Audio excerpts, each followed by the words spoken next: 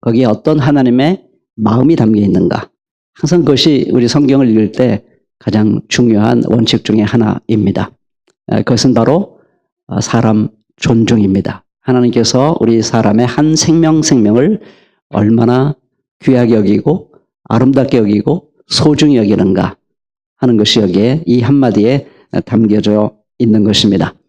그래서 이 살인하지 못한다 하는 말씀 속에는 굉장히 다층위의 의미가 담겨 있습니다. 그렇기 때문에 오늘 이 계명은 오늘을 사는 우리들에게 너무 소중한 말씀이 아닌가 싶습니다. 우리 노무현 대통령이 꿈꾸던 세상을 보통 이렇게 얘기하죠. 뭐죠? 사람 사는 세상. 요즘 문재인 대통령이 가는 곳마다 사인을 해주는데 사인이 일치하더라고요. 내용이 뭔지 압니까? 사람이 먼저다 하는 그런 말입니다. 두 분 다 사람을 되게 좋아하나 봐요. 근데 그건 역설적으로 뭘 의미하냐면 우리가 살고 있는 세상이 사람이 잘 안 보인다는 것입니다. 어느 대선 후보들이 서로 막 논쟁을 하다가 재미있는 얘기가 있었습니다. 당신께서는 산업혁명, 산업, 기술, 기계 이런 거는 많이 얘기하고 그거는 보이는데 당신의 말 속에 사람이 안 보인다 하는 말을 했습니다. 저는 사실 지난 대선 토론 중에서 그 말이 제일 마음에 지금도 남아 있습니다. 당신의 말 속에는 사람이 보이지 않습니다 하는 이 말, 잊을 수 없는 하나의 명언이었다 하는 생각이 듭니다. 그만큼 오늘 우리는 사람이 없는 세상을 살아가고 있습니다. 그래서 오늘 이 계명을 통해서 사라져버린 사람에 대한 사랑, 사람을 귀하게 여기는 마음, 이것이 좀 새로워질 수 있는 소중한 시간이 됐으면 참 좋겠습니다. 그러면 우리 차근차근 이 말씀에 담겨 있는 뜻을 하나씩 생각해 보도록 하겠습니다. 가장 먼저 제가 나누고 싶은 그 생각은 그 인간 생명의 존엄성에 대한 선포입니다. 살인하지 못한다. 참 간결하고 단도직입적입니다. 하나님은 어떤 사람도 다른 사람의 목숨을 빼앗아 가면 안 된다라고 명령합니다. 지난주에 부모 공격에 대해서 열심히 얘기했는데 한 주간은 안 됩니다. 이게 1년, 2년 가야 되는 것인데 하나님은 모든 인간 생명의 존엄성을 아주 강렬하게, 사실 짧을수록 강렬해요. 말이 너무 길어지면 오히려 그 강렬함이 사라질 때가 많습니다. 살인하지 못한다. 얼마나 강렬합니까? 그 근거는 창세기 9장 6절에 잘 나타나 있습니다. 타락한 사람일지라도 그가 하나님이 창조한 존재이기 때문에 그에게 여전히 하나님의 모습이 담겨 있다라고 말씀하고 있습니다. 그래서 어떠한 사람일지라도 근본적으로 그 사람의 생명을 소중히 여겨야 된다 하는 것이 바로 창세기 9장에 담겨진 진리입니다. 하나님이 절대자, 우리 보통 하나님을 절대자라고 얘기합니다. 하나님이 절대자이라면 사람의 존엄성도 절대적이라고 말할 수 있겠습니다. 그렇기 때문에 하나님을 제대로 믿는 사람이라면,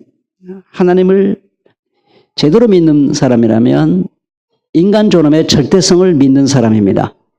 그래서 그는 누가 뭐라고 해도 좋은 의미에서의 인본주의자일 수밖에 없는 것입니다. 여기서 우리는 하나님에 대한 오해를 좀 버릴 필요가 있겠습니다. 안타깝게도 우리 주변에는 난 하나님을 안 믿겠어, 하나님 싫어, 하나님에 대해서 무관심할 뿐만 아니라 하나님에 대해서 적대적인 감정을 갖고 있는 분들도 사실 적지 않습니다. 근데 거기에 사실 타당한 역사적 근거가 있을 때가 참 많습니다. 왜냐하면 오늘날 많은 사람들이 기독교의 하나님은 사람의 존엄성을 존중하지 않아, 사람의 자유를 짓밟는 존재야 라고 생각하는 사람들이 굉장히 많습니다.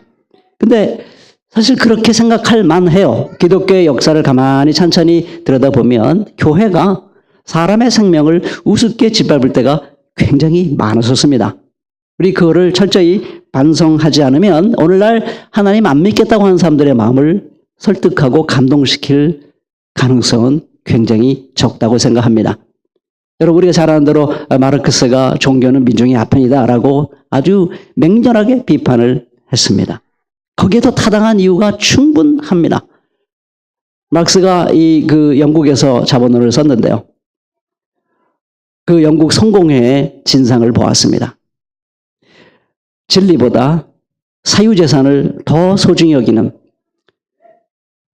하나님을 믿는 것보다 사적 재산권을 더 소중히 여기는 그 진상을 보았기 때문이었습니다. 그러니 우리는 그런 비판에 귀담아 들을 필요가 있습니다. 오늘날 하나님 믿는 사람은 인본주의자가 아니야. 물론 좋은 의미에서 인본주의자입니다. 사람을 존중히 여기는 모습이 잘 느껴지지 않아. 이건 굉장히 교회가 잘못해왔다는 것을 우리에게 보여주고 있는 것입니다. 왜냐하면 성경에 나타난 하나님은 누가 뭐라 해도 인간의 존엄성을 절대적으로 존중하시는 분이기 때문입니다. 가만히 생각해 보십시오. 우리 창세기 이미 공부를 앞에 했습니다만 하나님께서 창세기 2장에 보면은 사람을 창조하는 모습을 아름답게 기록하고 있지 않습니까? 흙으로 사람의 몸을 아름답게 정성을 다하여 그 부드러운 손길, 그 창조적인 손길로, 이제 이 그림 언어입니다만은 상징적으로 표현하고 있습니다만은 사람을 빚고 있습니다. 다 빚어진 다음에는 그 코에다 하나님의 기운, 하나님의 그 생명의 기운을, 아까 우리 가사에 하나님의 사랑으로 우리가 숨쉰다고 그랬는데 바로 그겁니다. 하나님의 사랑의 그 기운을 훅 불어넣어줘서 숨쉬는 존재로, 숨이 있는 존재로 인간을 창조해 주신 것입니다.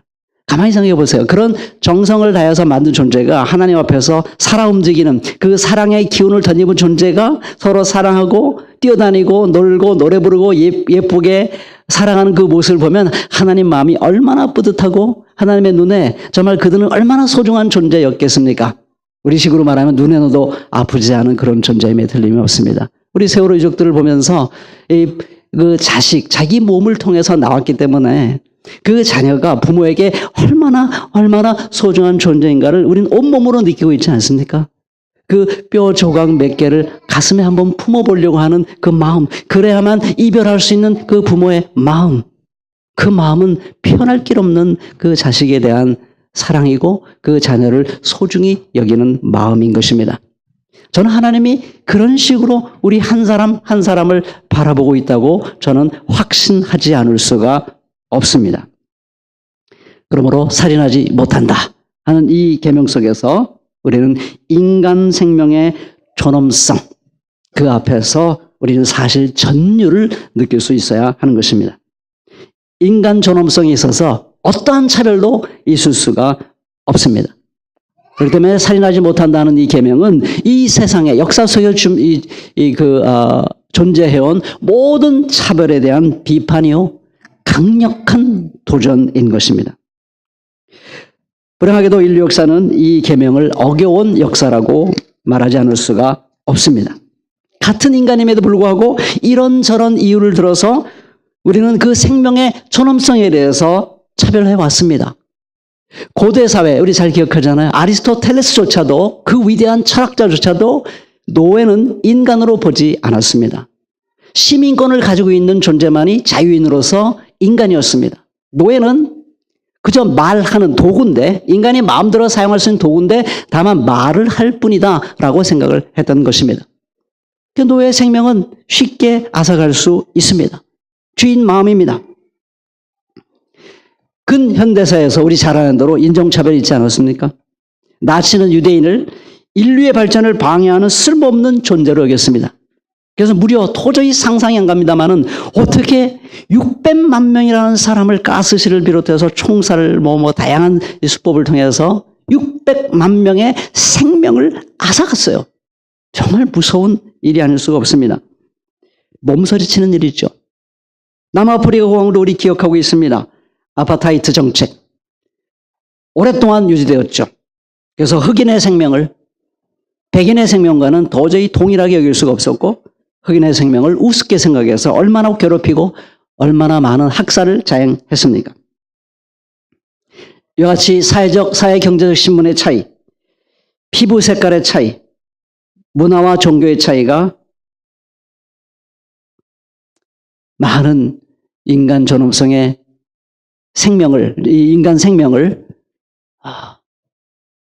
함부로 탈취해가는 그런 근거가 되었는데 살인하지 못한다 하는 이 말씀은 거기에 대한 강력한 비판인 것입니다. 오늘 우리 대한민국을 살아가는 우리도 그거는 뭐 그런 차별은 우리 없잖아. 우리가 뭐 인종차별을 하나? 우리 사회에 무슨 노예가 있나? 유대인 학살이 있나? 그런 차별이 우리 사회에 없습니까? 제가 리처드 윌킨슨이라고 하는 평등해야 건강하다라는 책을 읽으면서 정말 충격적으로 받은 부분이, 읽은 부분이 있습니다. 미국 사회에 대한 이야기인데 오늘 한국 사회랑 너무나 비슷합니다. 그가 어떤 한 통계, 굉장히 최근의 통계인데요. 거기에 집중합니다. 불평등과 이 건강의 관계입니다. 근데 가장 부유한 지역에 사는 16세 백인 여성의 기대 수명이 86세라고 합니다. 근데 반면에 뉴욕, 시카고, 로스앤젤레스의 가장 빈곤한 지역, 우리가 보통 슬럼이라고 말합니다만은 그 빈곤한 지역에 사는 흑인 여성의 기대 수명은 몇 살이었을까요? 잘 사는 백인 여성의 기대 수명은 86세. 그런데 이 가난한 흑인 여성의 기대 수명은 70세입니다. 그러니까 가난한 흑인은 부유한 백인 여성에 비해서 16년이나 먼저 세상을 떠난다는 얘기입니다. 그 심각성을 그는 이렇게 표현하고 있습니다. 어떤 무자비한 정권이 건강 불평등으로 인해 줄어든 빈곤층의 수명에 해당하는 시간만큼 가난한 사람들을 강제로 감금했다고 한번 가정해 봅시다. 가정해 보자는 거예요. 이런 일이 벌어지면 우리는 어떤 반응을 보일까요? 우리는 당장 촛불 시민들이 다시 광화문으로 나가서 석방하라! 우리 그러지 않겠습니까? 어쩌면 제가 계속 인용합니다. 어쩌면 빈곤층의 높은 사망률은 감금보다 더 심한 사형 집행일 수도 있다. 사형 집행일 수도 있다. 이렇게 얘기합니다. 따라서 우리는 건강 불평등을 매년 정부가 자의적으로 상당수의 국민을 사형시키는 것과 같은 수준의 인권 침해로 취급할 필요가 있다라고 얘기하고 있습니다. 너무한 말일까요? 저는 그렇게 생각하지 않습니다. 우리 한 사회가 세금을 어떻게 쓸 것이며 이 나라의 질서와 제도를 어떻게 만들 것인가 우리 스스로 우리가 국회의원을 뽑아서 우리가 입법을 합니다. 그래서 우리가 만든 제도고 우리가 만든 세상입니다. 근데 우리가 만든 제도와 우리가 만든 세상과 우리가 투표한 국회의원과 대통령과 이 권력자들이 국가 재정을 제대로 분배하지 않아서 가난하게 태어났다고 해서 16년 먼저 죽는다면, 세상을 떠나게 한다면 그것은 살인행위입니다. 저는 그건 국가적 살인행위다. 사회적 살인행위다. 우리가 조금만 더 제도를 제대로 만들고 조금만 더 제대로 된 제도자를 선출한다면 그들은 우리와 보좌와 똑같이 16년을 더 살 수도 있었습니다. 16년을 먼저 세상을 떠야 됩니다. 과연 우리 대한민국은 정말 인간의 생명의 존엄성에 차별이 없다라고 우리가 정말 그렇게 여긴다고 우리 스스로에게 확인시킬 수 있겠습니까? 그렇지 않습니다.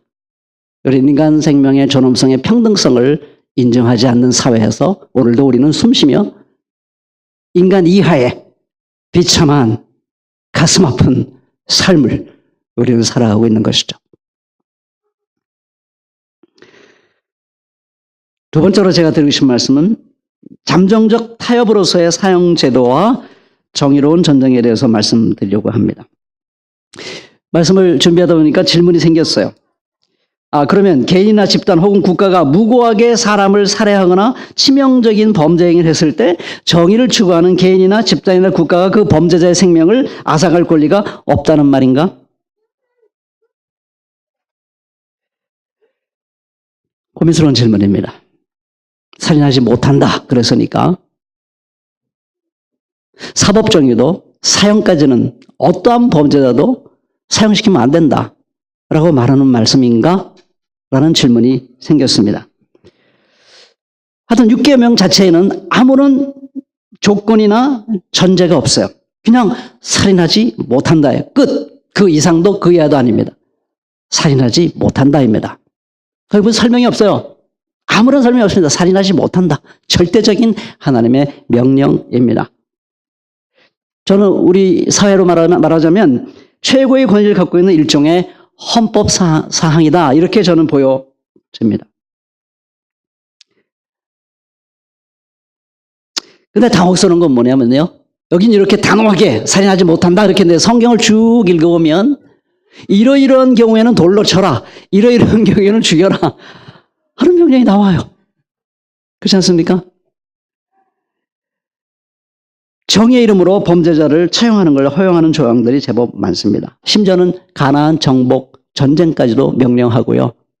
때로는 거룩한 전쟁, 하나님의 야훼의 전쟁으로 말합니다만은 아주 전멸시키는 씨를 말리는 전쟁을 하라고 명령도 해요. 이것도 설명하려면 한참 시간이 걸리는데 오늘 이걸 얘기할 수는 없고 어쨌든 정의로운 전쟁이 가능하다는 얘기를 하십니다. 저는 이 두 가지 말씀, 살인하지 못한다 하는 이 헌법 사항과 정의로운 살인 혹은 정당한 전쟁을 통해서 부당한 사람들을 제거하는 것을 옳다고 얘기하는 말씀, 이 둘을 어떻게 조화시켜야 될까 하는 것이 제가 설교를 준비하면서 굉장히 깊은 고민이었습니다. 그래서 저는 이런 생각을 해봤습니다. 그것은 하나님께서 이 타락한 세상에서 살인하지 못한다 속에 담겨있는 그 하나님의 질서, 그거를 이 땅의 타락한 세상에서 실현하기 위한 가장 최선의 길을 하나님은 끊임없이 모색하고 계시구나 하는 걸 느꼈습니다. 하나님의 딜레마예요. 하나님의 대원칙은 어떤 경우에도 사람의 생명을 타자가 취해갈 수 없는 것이 하나님의 절대적 원칙입니다. 근데 문제는 이 타락한 세상은 어떤 못된 사람이 나타나가지고 다른 사람의 생명을 막 죽이는 것이에요. 이런 이유를 저런 이유를 다 붙여가지고 막 죽여요. 아주 고상한 이유를 붙여서 죽입니다. 이걸 어떻게 해야 되나? 이거 하나님의 딜레마입니다. 제가 만약 하나님이라면 저도 정말, 제가 하나님일 수 없겠지만 오해는 하지 마십시오. 정말 딜레마일 것 같습니다. 그 딜레마 속에 하나님은 그 역사적 정황 속에서 길을 모색하고 계신 겁니다. 그 첫 번째 모색이 저는 창세기 9장에 나와 있다고 생각합니다.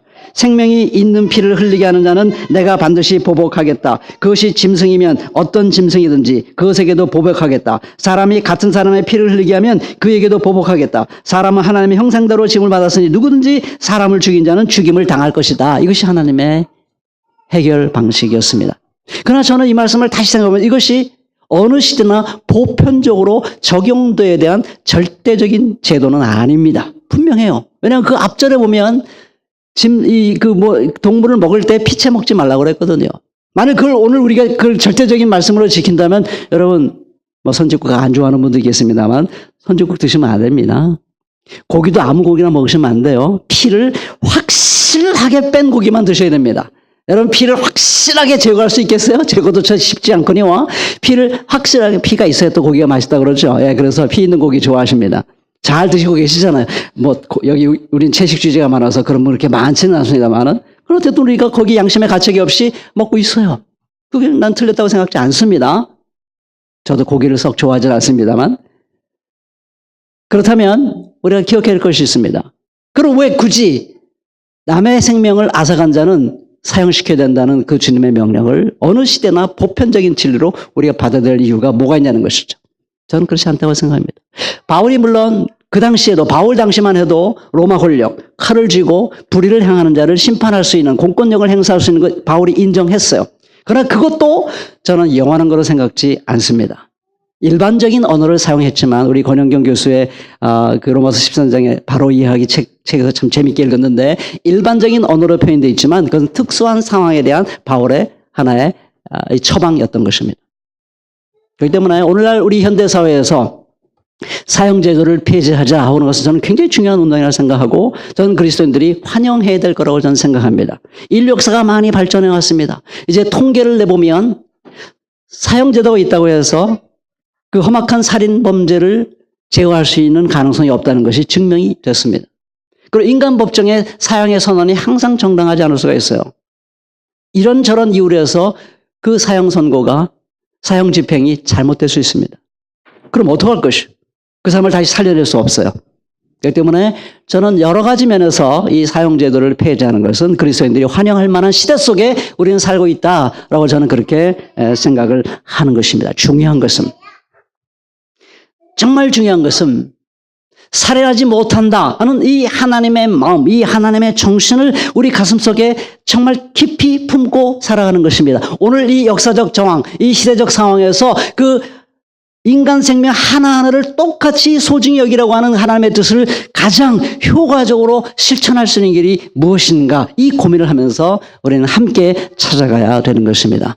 그런 의미에서 저는 여전히 정당한 전쟁이라든가 또한 보온해퍼와 같이 600만 명을 죽이고 있는 이 히틀러를 암살하는 음모에 평화주의자였던 이 보온해퍼가 가담한 것은 저는 또 옳다고 생각을 하는 것입니다. 그 시대적 상황에서 600만 명을 죽이는 저 사람을 가만 놔둔다는 것은 살인하지 못한다는 하나님의 그 마음을 실현할 수 있는 그런 길이 아니라고 확신했던 것이죠. 우리는 물론 간디를 사랑합니다. 우리는 물론 마틴 루터 킹을 좋아하고 존경합니다.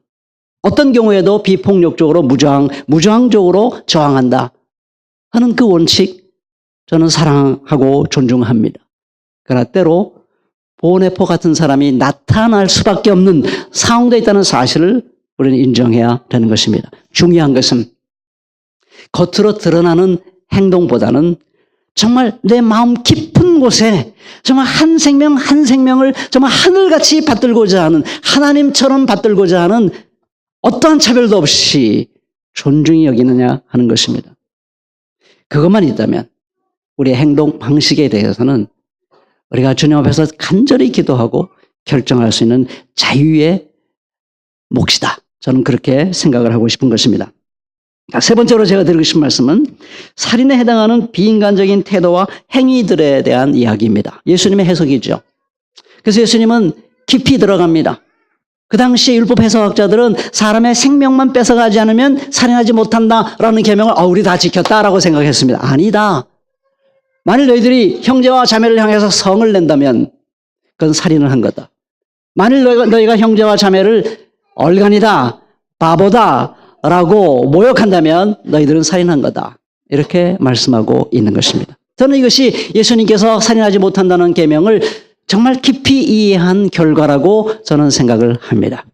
그래서 이 계명을 우리가 정말 잘 지키려고 할 것 같으면은 우리가 혹시 형제자매에 대해서 너무 성내지 않는가 고민해 봐야 됩니다. 근데 그렇다고 해서 성경에서 거룩한 분노를 틀렸다라고 말하지는 않습니다. 여기서 성낸다는 것에 걸리는 태도는 뭐냐면, 이럴 땐 좀 제가 하고 싶은 말대로 해야 되겠네요. 지 성질을 못 이겨서. 제가 좀 성질이 있거든요. 그래서 제가 압니다. 욱 하는 게 저에게 있어요. 당해보신 분 있나요? 우리 교회 새만교회 다니면서 저한테. 제가 당한 분이 있으면 제가 가서 무릎 꿇고 사과하겠습니다. 욱 하기 때문에 성질을 못 이겨가지고 막 이거 안 됩니다. 그리고 거룩한 분노일지라도 예수님께서 거룩한 분노를 하셨어요. 그런데 시간이 중요합니다. 너무 오래 끌고 가면 안 되는 거예요. 우리가 흔히 그런 얘기를 해요. 사람은 미워하지 말고 죄는 미워하되 사람은 미워하지 말라. 죄에 대해서는 분노하되 사람에 대해서는 분노하지 말라. 그거 지킬 수 있는 사람이 있습니까? 그거 이제 루터가 사랑의 분노를 얘기하면서 그렇게 얘기했거든요. 사랑의 분노란 뭐냐? 죄에 대해서는 적대적이지만 사람에 대해서는 프렌들리, 호의적인 것이 사랑의 분노라고 했어요. 여러분들 지금 불의를 행하는 사람이 나타나가지고 막 사람을 때리고 있는데 그 사람에 대해서 분노할 때 사람과 죄를 정확히 분노해가지고 내가 너는 미워하지 않지만 죄만 미워해! 라고 할 수 있어요? 그게 가능합니까? 저는 안 돼요. 용서해주세요. 저는 못합니다. 그 사람도 사람도 미워요. 때려 죽이고 싶어. 내가 키가 크면 그냥 작살을 내고 싶은 이런 마음이 저에게. 일단 두들겨 패고 나서 무릎을 딱 꿇린 다음에 그다음부터 얘기를 시작할 거예요. 저는 제가 그런 성깔이 있는 사람입니다. 안 돼요. 저 아무리 순종하려고 해도 안 될 것 같아요. 포기. 하나님, 저는 안 됩니다. 잠깐 눈 감으세요. 저는 그럴 사람입니다. 근데 시간은 중요해요. 시간이라는 게 에베소서에 보면은 해가 지나도록 분노를 품지 말라고 그랬는데 그것도 하나의 상징적인 얘기라고 생각합니다. 하루를 넘기면 안 된다는 것이죠. 거룩한 분노를 할지라도 하루를 넘기면 안 돼요. 그러니까 무슨 말이냐면 하루를 넘기지 말라는 건 죄에 대한 분노를 가라앉혀란 말 아닙니다. 죄에 대한 분노는 항상 가지고 있어야 돼요. 사람에 대한 분노는 하루 이상 가면 안 된다 하는 얘기를 여기서 해주고 있는 것이죠. 그 분노를 하루를 넘겨서 계속 품고 있다면 우리는 아주 차가운 살인 행위를 하는 것입니다. 여러분, 사랑의 반대가 증오가 아니죠. 사랑의 반대는 무관심입니다. 여러분들 마음속에 제거해버린 사람이 있습니까? 이제 난 그 사람에 대해서 전혀 생각하지 않을 거야. 그 사람은 내 인생에서 사라져버렸어. 없어! 라고 했습니까? 그러면 여러분은 차가운 살인 행위를 한 것입니다. 다시 기도해 보십시오. 여러분 마음속에 제거한 사람이 있습니까? 다시 초대하세요. 그게 주님의 뜻입니다. 하루를 넘기면 안 됩니다. 혹 그런 분이 있으면 오늘 주님께 은혜를 간구하세요. 눈물을 달라고 기도하세요. 예수님처럼 죄에 대해서 분노하지만 저 사람을 용서해 주세요. 알지 못해서 그랬습니다. 라는 기도를 예수님의 능력을 힘입어서 예수님의 사랑을 힘입어서 그 사랑 때문에 내가 용서에 숨을 쉴 수 있도록 기도하시기 바랍니다. 주님께서 응답해 주실 겁니다. 눈물을 달라고 기도하세요. 눈물을 주실 것입니다. 그럼 다시 그 사람을 여러분들의 마음속에 초대해서 여러분들의 마음의 어딘가에 있게 할 수 있습니다. 바보와 얼간이도 마찬가지입니다. 여기 얼간이와 바보라는 말이 조금 뉘앙스가 있다고 합니다. 여기 얼간이라고 하는 말은 단순히 머리가 텅 빈 사람, 머리가 전혀 안 돌아가는 사람이라고 말합니다. 지적인 무능력을 얘기하는 것이고요. 바보란 말은 도덕적 무지와 무능력에 대한 모욕이라고 말합니다. 그러니까 이 얼간이 하면 우리식으로 말하면 저 돌대가리, 저 꼴통, 문외아, 이게 얼간이라는 뜻입니다. 바보, 무례한, 악당, 건달인데 요즘 우리식으로 하면 수구꼴통, 꼴통 그러면 이제 돌대가리라는 말이고 수구꼴통 하면 이제 기득권, 이 탐욕에 사로잡혀서 꼴통이다라고 말하면 그것은 바보라고 말하는 겁니다. 좌빨, 강남 좌파, 귀족, 노조 이런 말들이 다 바보란 말에 해당되는 것이라고 볼 수 있겠습니다. 물론 이 말씀을 해석하는데도 주의가 필요합니다. 예수님께서 독서를 하실 때가 있었거든요. 헤롯 보고 여우다라고 말을 했고요. 예수님을 죽이려고 덤벼드는 사람들을 보고 둘 다 예수님을 죽이려고 하는 사람들에 대해서 얘기한 겁니다. 예수님을 죽이려고 하는 사람 헤롯을 보고서 여우다라고 말을 했고 예수님을 죽이려고 덤벼드는 사람에게 너희들은 아브라함의 자녀가 아니라 악마의 자녀다라고 아주 무서운 독서를 퍼붓습니다. 자, 이런 정의롭고 거룩한 분노에서 비롯되는 이 독설과 인간의 존엄성을 무시하고 짓밟는 이 험악한 모욕적 발언, 이 둘 사이를 어떻게 우리가 구별할 수 있을까? 결국 그것은 하나님과 나 사이에서 해결될 문제입니다. 내 마음에서 가장 깊은 곳에, 내 마음 가장 깊은 곳에 인간 생명의 존엄성의 평등에 대한 간절한 마음, 그 마음이 차고 넘쳐서 그 생명을 짓밟는 사람을 향하여서 독서를 퍼붓는다면 그것은 인정될 수 있는 거라고 생각을 합니다. 그러나 괜히 자기가 성질이 나가지고 그 사람에 대한 이 사랑의 감정을 절대로 회복할 수 없어서 끊임없이 모욕적인 언어를 반복한다면 그것은 살인행위라고 말하고 있는 것입니다.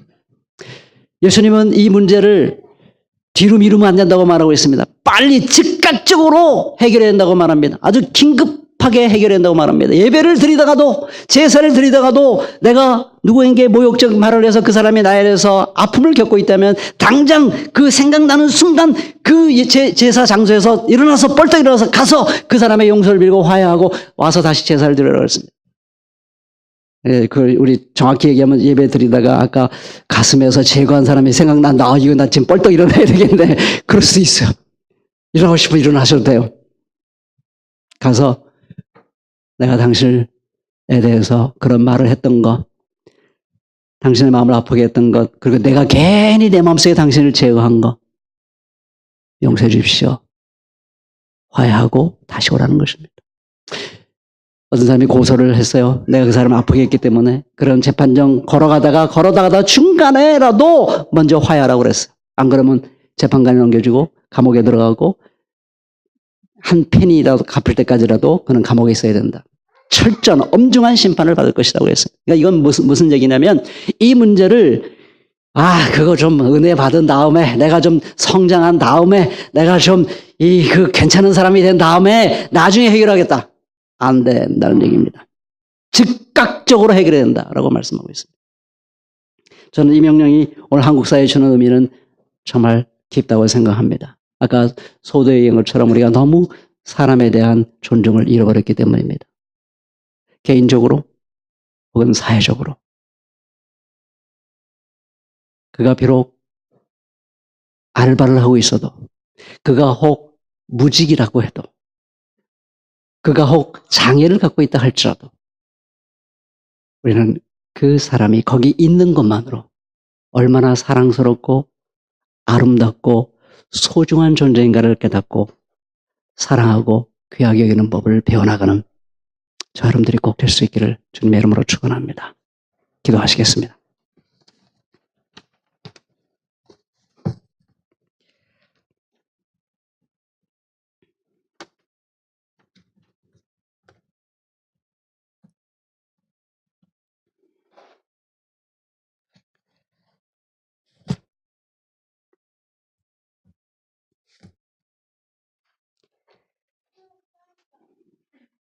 우리 공동체를 위한 기도 이어가도록 하겠습니다.